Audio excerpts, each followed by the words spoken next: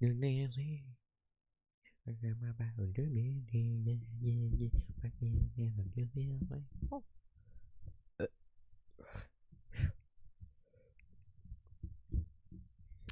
cat has just been sick. Yeah, my cat has just been sick on the floor. My cat has just been sick. Yeah, my cat has just been sick. Yeah, yeah, yeah. Ba ba ba ba ba. Ba ba ba ba ba. Ba ba ba ba ba. My cat has just been sick on the floor. Hello, people, and welcome to the 8th monthly update. It is September, or it's just about to stop being September 2022, and so I'm going to tell you about the things that have happened in September 22. Firstly, I would like to address that my cat Joe, who you have seen in a couple of videos, has just been sick on the floor downstairs, which is not an uncommon occurrence, so I just thought I'd tell you about that. Secondly, something quite important happened recently. Can't exactly remember what it was, but I remember that something quite important happened this month. But we're not going to dwell on that because I have nothing to say about it. So what have I done this month? You may be asking. I hope you're asking. I mean, that's should be the reason you're watching, but whatever. Done an album, but we'll get to talking about that a bit later. But what we're talking about right away is the paintings that I've done. Now, depending on your definition of painting, I've done either 7, 4, or 3 paintings. If your definition of painting is something that's been put on a canvas, I've done 7. If your definition of painting is something that I've done on a separate canvas, it's 4. And if your definition of painting is the final product, it's 3. And that's my definition of painting.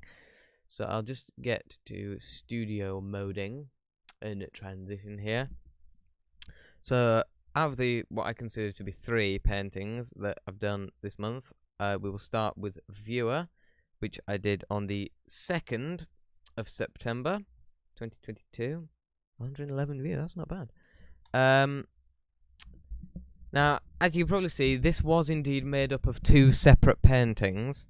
This one and this one. But I then thought they'd go rather well together, and so even though these 2 canvases are still separate, I put them on here as one, which I just stitched together down the middle. And it's called Viewer because here is the viewer with his eyes and a mouth, and this over here is what he is viewing. So that's Viewer. And then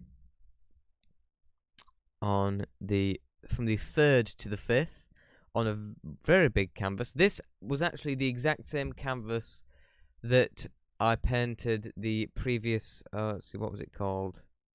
Come on, what's the bloody thing called?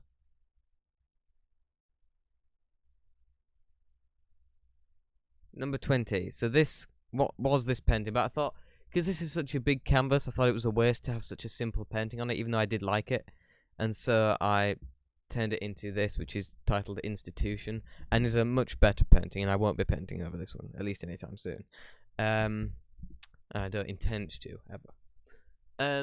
So this is it. There it is. Very good, isn't it? Yes. And then the final painting I've done was from the 6th to the 9th, was in honor of the thing that happened this month, the big thing, hence the title 70 years. Even though it didn't start out as that, I'd actually finished the painting before I decided to call it that and dedicate it to the person it's dedicated to. But as you can see from the tape going across the middle in both directions, this is actually made up of 4 smaller canvases, but you can't really get that detailed of a painting on the small canvas, and so I don't think I'm going to be painting many small paintings from now on. I'm going to try and get bigger canvases, and when I can't, put smaller canvases together to make bigger canvases. And I'm very happy with this painting. So there it is, and it has this nice green color palette, which is very nice. Although as you can see from some of the underneath layers, it didn't start out. It never does. None of my paintings start out with a specific colour palette in mind. Well, somehow, but from now on, I don't intend them to. I'll just start painting randomly with whatever comes into my head, and then eventually it will be formed into something, and it gives it a lot more texture and sort of depth. And so those are the only 3 paintings that I've done this month. Something a bit more important, in my opinion, I've done is, if you look at that was the first link in the description. The second link in the description is another Moid album, the 11th Moid album, titled Old Man Quidsworth's Space Rocket. And it is about an old man, named Old Man Quidsworth, who builds a space rocket in his back garden and then flies to another planet with it. Not all of the songs, because it's my first proper concept album. I did an album before which I called a concept album, but it wasn't really. This is my first proper concept album. And not all the songs on it relate to the concept, because I'd already recorded a couple of them by the time it actually became a concept album. So the only songs that really relate to it are the last 4, and that is the first. That is No Comment, which is the first, or the last song on the first side, and then the entirety of side 2, which is Atmosphere, the Planet, and the Sentient River. They all relate to the story as well. Particularly the Planet, I'm very happy with. I think that's probably one of the best songs I've done ever. It's probably my favourite song that I've done so far. And I have indeed started work on the next album, which, like Moid 10, is going to be a double album made up of completely unrelated material. It's not going to be a concept album. It's just going to be complete freedom to do whatever I wanted, which is a nice change after the last 2 Moid releases, which is a Silver Mask, the EP, which is a very ambient kind of thing, so I couldn't have done much on that, which is why it ended up being so short, because there's not much you can really do with ambient, especially after Brian Eno has done all of it over his many albums. So there's not much left to explore there, so I could only do about 20 minutes of it before it started to get repetitive. And then obviously the concept album, obviously not much freedom there because it's a concept album, and so all the songs after I decided it was going to be a concept album had to relate to the concept, and that's what that was. But now this next one, which is going to be called That Moid Thing, in a reference to That Peter Kay Thing, which is one of the funniest television programs of all time. And the album cover is actually taken from a still from that show, a very abstract still, because there's this scene in the final episode of that show where he's just watched the documentary about his old music partner, and he's sat there on this bed talking to the camera, and there's this green lamp in the background with this really interesting lampshade. And I basically just took the lampshade and made that my album cover. I think it's illegal, but I've done illegal things before, and I intend to do them again.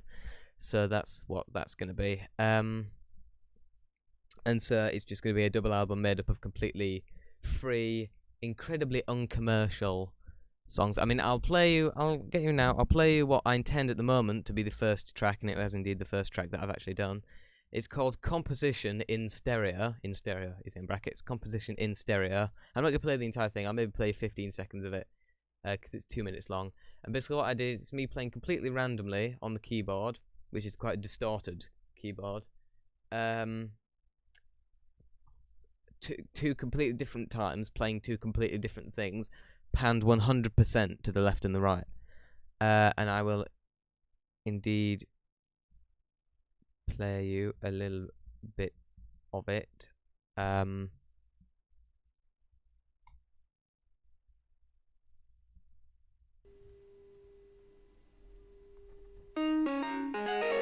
No, I think that's in mono. Do I need to change my entire... Yeah, I think I need to actually change the settings on, because I have my computer set to mono all the time, because stereo makes me very dizzy most of the time. I think that's the Beatles' fault, actually. And so I literally just listen to everything in mono. I even used to mix my stereo songs, because some of the songs on the previous albums, they have little stereo bits, and I still wouldn't even listen to them in stereo. I just mix them in mono and hope for the best. I've changed that now. I am actually mixing in stereo.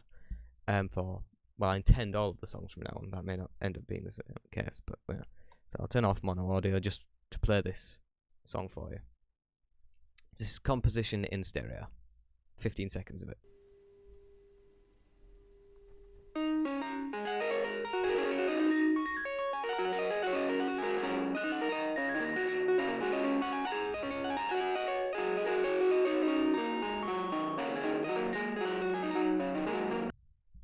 There we are.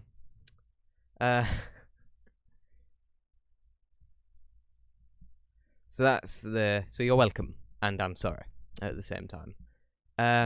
So that's the first 15 seconds of the upcoming Moid album. It's upcoming in a sense because it's going to be the next one, but it's not upcoming in any sense because it's going to be quite some time because I've only got about just over 3 minutes of it done. It's going to be a double album, which is about an hour and just under an hour and a half.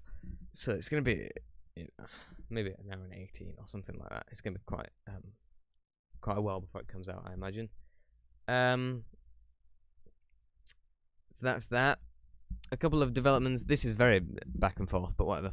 A couple of other developments in my personal life. Some of you may well know that my dental hygiene is not the best.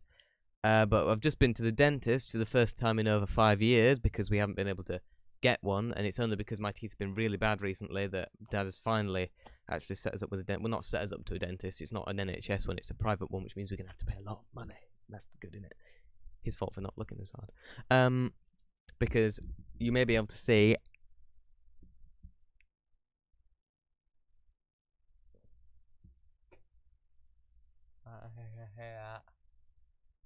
basically there's enormous holes in, well, to me that tooth and that tooth look pretty much the same, but it's this tooth and this tooth I'm actually going to have removed because the cavities have gone so deeply that they're actually into like the roots and the nerves and stuff, which is why these two are the ones that have been causing all the tremendous toothache and pain that I've been having, and it spreads down and it gives me neck ache and it spreads up and it gives me a headache.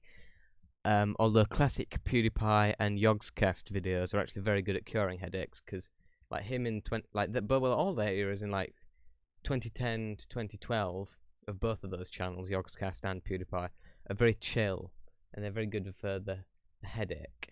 So that's a tip for you guys. So yeah, I'm gonna have these two removed, and then I also need to have 7 fillings aside from the 2 extractions. So that's gonna be very fun. And also I need to actually start brushing my teeth properly now, which I literally never do. But I have been doing. I brushed them twice yesterday. I brushed them once today. I'll brush them again today once I go to bed, and I'll try and keep up this routine. It's not fun, which is why I never did it, because it's just uncomfortable. I don't like it, but you know, it's better than losing them all, isn't it? Yeah, I think it is. The one problem is I like to do this with my teeth a lot, and if I do that, people might be distracted. But no, I don't think you'll be able to see that they're missing actually, because it's that one back there, and so as long as my lips aren't too far apart, you probably won't even be able to see that they're missing. Not that I would care. I mean, if my front 2 were knocked out, you know that I'd show that off all the time, wouldn't you? Because it'd be funny. Not for me, but for everyone else. And that's the only purpose to existence, is to make other people happy. That's not true. Don't listen to that advice. Live your own life. The only person you need to make happy is yourself. Of course, if you make yourself happy by making other people happy, that's very good as well. But making other people happy at the expense of your own happiness is a very unfortunate existence, and I would not recommend it to anyone. Not that I've ever experienced it, but that's not the point I'm trying to make. I'm sure you can understand. Thank you. This is the end of this public service announcement, and back to your regular scheduled programming. So that's this month.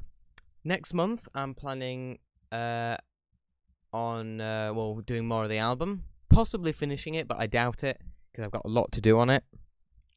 We'll also be doing some stuff on my teeth. I don't know if we'll actually be getting all the stuff like the fillings and the extractions done by the same dentist that we've been to, because it's going to be very expensive.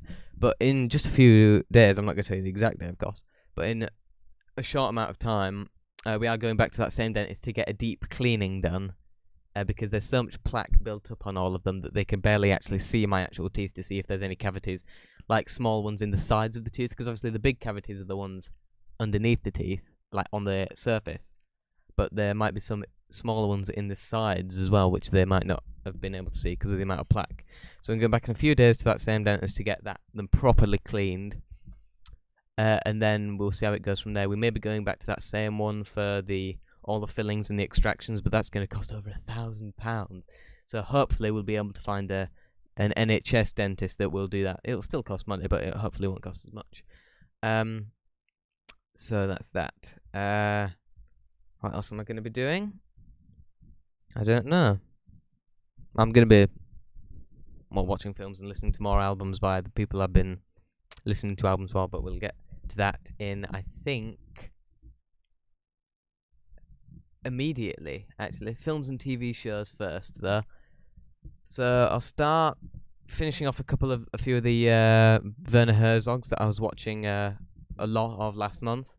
I watched how's this pronounced? Wojciech from 1979, which is another Kinski Herzog collaboration. This one's very good. I really did enjoy it. It's about this soldier guy who isn't treated particularly well, and he goes a little bit mad. I think a little bit mad is a little bit of an exaggeration. He goes completely mental. But it's very enjoyable. It's based on a play, actually, which is very interesting. But, yeah, so that one's very good. Fitzcarraldo, 1982, is considered by most people, and I would agree with them so far, of course I haven't seen all of Herzog's films yet, but it's considered by most people to be his ultimate masterpiece, and I think this is equal to Aguirre, in my opinion, but really 10 years apart, actually, funnily enough. But this is about a guy who goes to the Amazon, or the Peruvian jungle, I think the Peruvian jungle. He goes to one of those big jungles that people go to when they want to make a film in the jungle. He goes to one of them and tries to find some rubber so that he can afford to build an opera house, because he's a bit mad. And there's a big boat, and they pulled the boat over the hill for the film. And I'm pretty sure a couple of people died, but that's not important. So it's a very good film, and you should watch it. Burden of Dreams, 1982, is not a Werner Herzog film, but it is the behind-the-scenes film for Fitzcarraldo, and it is very interesting. Probably as interesting as the actual film itself, so I think you should watch both of those. They're kind of companion pieces. Then I've started watching a new television program, OKKR, Let's Be Heroes. I haven't finished it. I've gotten about halfway through series 2, and a bit of a break, because, of course, watching the thing all together, it gets very you get a bit bored of it, basically, but it's very good so far. And it's got some people in it who I haven't seen in other things, but I've heard in other things. It actually has all of the 3 main cast members from Molly McGee in it, and this is before that. So, I think they overlap slightly, temporarily, but yeah, because it's got I can't remember their names, but it's got the people who voice Molly and the Ghost and Libby are all in this as well. I don't think any of them ever actually cross paths though, so it's kind of strange that they're kind of co-stars but also kind of not co-stars. But anyway, very interesting, and I like it's got this very 70s aesthetic, which is the internet's favourite word. Sorry, I'm getting very warm. Just excuse me.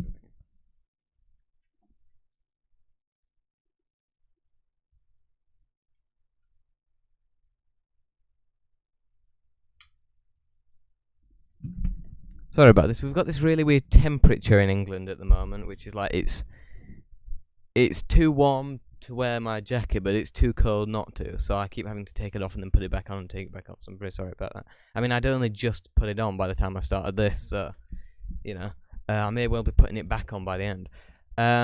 But yeah, it was very good, and I'm enjoying it so far. And then I watched the entirety of the series, and I'll put it in quotation marks, called Man vs. Bee, which is the latest Rowan Atkinson creation. It's very funny, but I don't understand it in the sense that it's made up of 9 chapters, right? But they're only about 10 minutes long. And they follow exactly from the last one. And because it was released on Netflix, they were all released at the same time anyway. So I don't understand why they didn't just make it into a film. Because you could easily edit them back to back, and it would be about feature length, and it would make more sense. Like, because you wouldn't have to keep being interrupted by the credits each time. Which in some cases, the credits are half of the entire episode. So it really confuses me. It doesn't make sense. Like, yeah, it might be a bit... I don't know the word, but it might be a bit weird flow-wise as a film. But people... Because it's released on Netflix. I mean, I didn't watch it on Netflix, obviously, because I'm never going to give them money. But still, I did watch it just in one go. And it flows... Well, it flows just... Because that's how everyone's going to be watching it. No one's actually going to say, let's watch one thing today. Because it's not broadcast on television where you might have to wait a few days, or at least a day between each episode. It's released all at once, and it would add up to regular feature length, and each of the episodes flows into the next episode anyway. And I don't think they're even going to be doing any more. It's just one season. So it really doesn't make sense what they've done. I don't understand the reasoning for doing that. They could have just made it a film, and it would have made more sense. And so, I mean, it was good, it was funny, but I just don't understand why they did that. It doesn't make sense. But anyway, that's that. And then, after that, I watched the, well, it's not a trilogy, but it's 3 classic 80s films that I hadn't gotten around to watching yet. Because sometimes, I mean, film as an art form is really good, obviously. But sometimes you forget that it was originally invented, as was most art forms, purely for entertainment. It's the same with music as well. And hence, the fact that music was invented in entertainment, but can be art, and film was invented in entertainment, but can be art. I thought, let's watch the 3 films that everyone goes on about as being very entertaining, but I haven't actually gotten around to watching yet. It was originally 2, actually. It was just Flashdance and Footloose. And then, in between those 2, I found out about a film called Fame, and I watched that as well. So, I'll start in the... I'll just show you... We'll talk about them in the order that I watched them. So, I watched Flashdance first, which is 1983. It's okay. It's fun, but it's... As a film,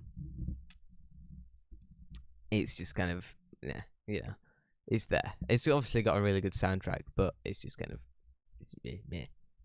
Yeah.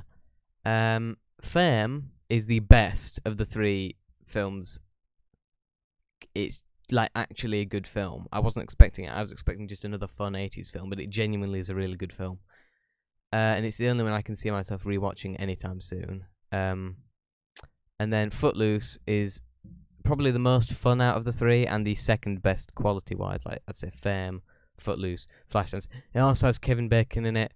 And what's his name? John Lithgow or Lithgow, or how you pronounce his name. But I like both of them. I've seen both of them in other things, and I think they're both very good.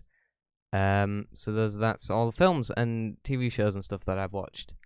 Now we'll move on to music. I've listened to every single 1970s Supertramp album, and I've put all of them on my phone. So, I mean, what does that tell you about them? Hopefully that they're very good, which is what they are.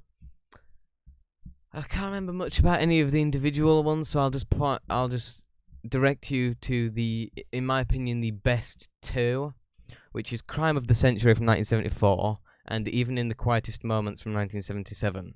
Those are really good. Breakfast in America is the one that everyone goes on about. It is very good, and it does have most of the songs on it that I really liked, but as an album, I think Crime of the Century and Even the Quietest Moments work better as albums, even if Breakfast in America has better songs on it, if that makes sense. It probably doesn't, but that's what I think. But all of those albums are very good. Even the first 2 albums, like if you're really familiar with their later material, the first 2 albums, Supertramp and Indelibly Stamped, those 2 kind of rhyme. They semi-rhyme, actually. Tramp and stamp. But anyway, those 2 sound nothing like their later stuff, but they're still very good. So that's that. And then I listened to all Pink Floyd's albums, or at least all of them from Piper That Gets Stoned to the Wall, which are the ones I'd already listened to. I can't be bothered listening to any of their later stuff right now. But after I'd listened to all of them, one album every day before I go to bed. I've started on the last 6 days. Not including today, of course, because I haven't gone to bed today. I've been listening to Frank Zappa again. I've re-listened to the first 3 albums: Freak Out, Absolutely Free, and We're Only in It for the Money. I have talked about all 3 of these before, but I'll just give quick thoughts on them. Freak Out is one of the best albums ever, as is We're Only in It for the Money. Absolutely Free is still very good, but it's in between quality-wise. But if you can only afford to listen to 2 albums out of this entire list, even including Supertramp, if you can only afford to listen to 2 things out of this entire thing, Freak Out from 1966 and We're Only in It for the Money from 1968 are the 2 that you need to listen to. And then after those, I started listening to the things that I hadn't yet listened to before. So I listened to Lumpy Gravy from 1968, although it was partly recorded and released for a very short period of time before We're Only in It for the Money. But I've listened to the complete version when it was re-released, which is I haven't heard the original because I don't like listening to incomplete. It'd be like listening to the Escher demos before you listen to the White Album. It wouldn't make sense. But it was very good. That's easily their least commercial album I've heard from them so far. Well, from them. It's not the Mother's Invention. It's easily the least commercial Frank Zappa album I've heard so far. It was still enjoyable, but by the end, I was kind of like, not for the entire album, but for maybe like the last 10 minutes, I was like, okay, this is really kind of the same thing now. Can we get to the end now? But previous to that, I was enjoying it, and I'm still enjoying it there. But I was like, this is fun, but I've got things to do like sleep, which hasn't been easy with the toothache. I need to take a spoonful of ibuprofen every night before I go to bed to stop me from waking up in the middle of the night due to the pain. But still, it's a good album in concept, at least. I'm not saying it's bad in execution. I mean, it is exactly what they intended to do. It's not a failure of an album. It's just quite unpleasant to listen to at times, which was intentional. So I'm not insulting it. I'm just saying it's unpleasant, which is what it was meant to be. So there we are. The next album was Cruising with Ruben and the Jets, which is a really interesting album. Not necessarily musically. It's probably their most commercial album I've heard so far. There's literally none of their usual experimentation on it. It's very musical, surprisingly. But it's weird because it sits in 3 different, like as a musical entity, it sits in as a legal, I don't know the word to really use, but as an album, it sits in 3 different places in the discographies of 3 different musical entities. It's Frank Zappa's 5th album, and the Mothers of Invention's 4th album, and Ruben and the Jets' 1st album. Because what this was the Mothers of Invention and Frank Zappa and a couple of other people. They all just happened to be hanging around, and they started to talk about how much like classic 50s kind of doo-wop music, like that song Earth Angel, for example, that kind of music, and Frankie Valli, stuff like that. How much that kind of music influenced them. And so they thought they could just release an album of that kind of music. A few of the songs were actually re-recordings of songs from Freak Out. I think they're done better on Freak Out than they are on this, but that's not the point. But it's a very commercial album because it's the one album of theirs I've heard so far that is actually a genre, as opposed to them inventing their own genre. But the reason it's so weird discography-wise is because they got a couple of people who weren't in the Mothers of Invention to come on and do this album, and they called themselves Ruben and the Jets. This album wasn't actually released under the name The Mothers of Invention. It was released under the name Ruben and the Jets. But then those couple of extra people went off on their own and released albums under the name Ruben and the Jets without involvement from the Mothers of Invention, which is why it's a very strange kind of thing, and that's why it's their 1st album and the Mothers of Invention's 4th album and Frank Zappa's 5th album. But yeah, it's it's good, but it's the least interesting out of all of them that I've heard so far. And then after that, we come on to Uncle Meat from 1969, which is a very strange name. And it was originally intended to be the soundtrack album to a film that they were making at the same time, which they never actually got to finish, which is very sad because from listening to the album and seeing a couple of pictures from behind the scenes, it seemed like it was going to be a really interesting kind of film, but they never actually managed to release it. Frank Zappa did release a film in, I think, about 1987 called Uncle Meat, but it was actually just like behind the scenes footage and interviews and stuff from the set. It wasn't the actual footage that was filmed for the film, because I don't think they actually finished it. And to my knowledge, none of that stuff that they shot for the film has ever actually been released, which is quite sad, but, you know, it's his stuff. He can choose what to do with it what he wants. But, I mean, he can't now. He's dead now, but you know what I mean. He had... That was 1969, he died in 1993, so he had over 20 years to do something with it, and he didn't actually, so whatever. But still, it made a pretty good album. It's a double album, their second double album after Freak Out. Although Freak Out is actually a really short album for a double album. It's only 60 minutes. As opposed to, well, most double albums would be about 75, around that length. If not in the 80s. And I mean, the Beatles' White Album is, I think, an hour and 33 minutes, which is what? 93 minutes? So a 60-minute double album is pretty less. Uncle Meat is a bit longer than that, 70-something minutes. But it's very good. The Uncle Meat's album cover is the best album cover I have seen on a Frank Zappa album so far. Ruben and the Jets is probably the worst album cover I've seen on a Frank Zappa album so far. And We're Only in It for the Money is also really good. Although it kind of loses points for being a parody of Sgt. Pepper's. It doesn't lose points for being that, but it loses points for the unoriginality of it. That's not to say it's a bad cover. It's not. It's a really good cover. I actually think it's better color-wise, like color. What's the damn word? What's the word? I literally said it earlier when I was talking about my paintings.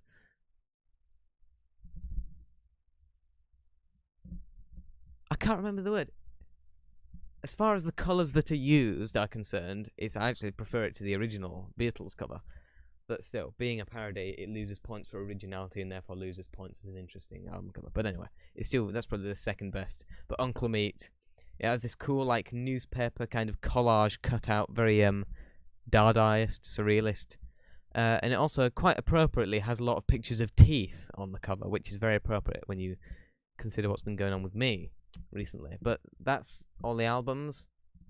Like I said, if you can only listen to 2 albums, make it Freak Out and We're Only in It for the Money.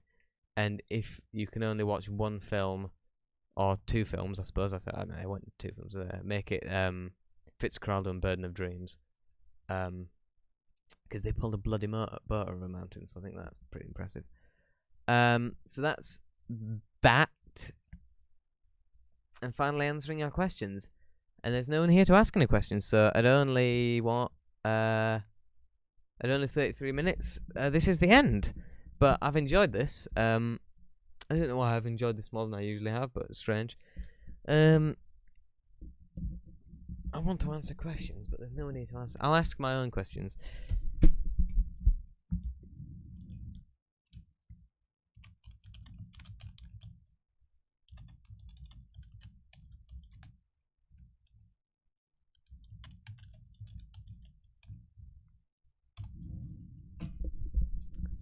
Dear Nathan, why is your hair so silly? Thank you, Experimental Productions. Great name. I'll tell you why my hair is so silly. My hair is so silly because I just decided I didn't want it to be cut anymore.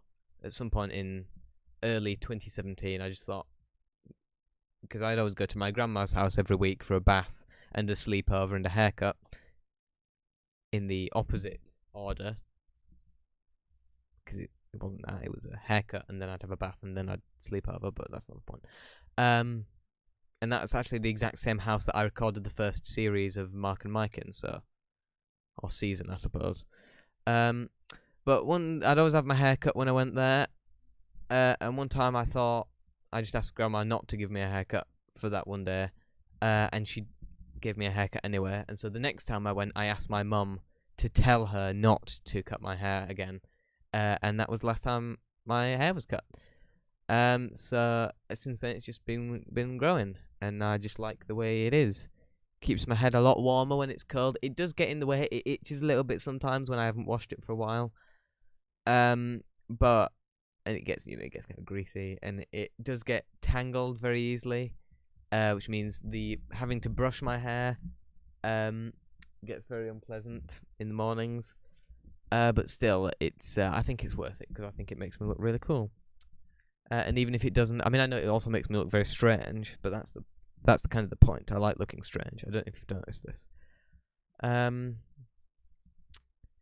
So yeah, that's that. Any other questions? Let's think. Let's see if there's any other questions.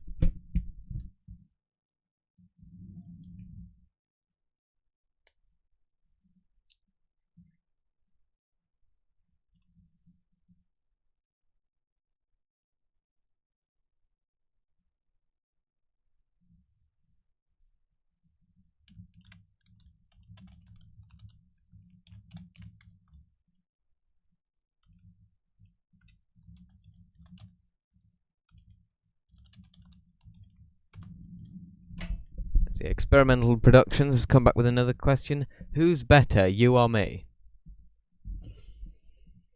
It's a very interesting question, Experimental Productions. It's a very interesting question. And very difficult to answer, because we are in fact the exact same person, so it's quite difficult to answer that.